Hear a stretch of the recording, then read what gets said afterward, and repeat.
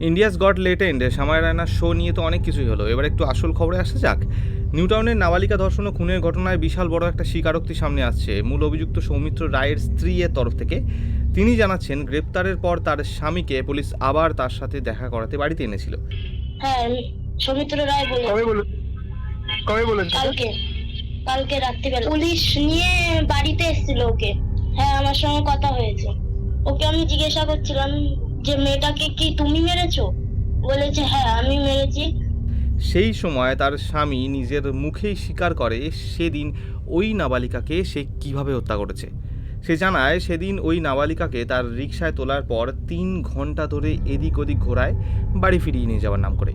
এরপর সুযোগ বুঝে মেয়েটাকে টোটোর স্প্রিং দিয়ে গলায় পেঁচিয়ে শ্বাস রোধ করে হত্যা করে। তারপর ওই মৃতদেহকে ধর্ষণ করে ওই যুবক।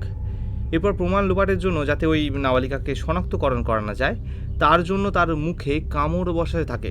তার ওই নাবালিকার প্রাইভেট পার্ট থেঁতলে দেওয়া হয়। যদিও কোন স্থানে নিয়ে গিয়ে নাবালিকাকে হত্যা করা হয়েছে তা স্পষ্ট তিনি বলতে পারছেন না। 2টি স্থানের নাম তিনি নিচ্ছেন, এক হচ্ছে সোনাহাটি, 2 হচ্ছে সোনাহাটপুর। এই 2 স্থানের কোনো একটি স্থানে অভিযুক্ত ওই নাবালিকাকে নিয়ে যায়, তারপর সেখানেই এক বন্য জন্তুর মতো তাকে হত্যা করে। এটাই আপাতত শোনা যাচ্ছে। এরপর ওই নাবালিকার মৃতদেহ নিউটাউনের ওই স্থানে ওই জঙ্গলের মধ্যে ফেলে দিয়ে আসে। যদিও সোশ্যাল মিডিয়াতে অনেকের একটা সন্দেহ রয়েছে যে এই রিক্সা চালক একা ছিলেন না, তার সাথে অন্য কেউ ছিল, যার নাম এখনও সামনে আসছে না।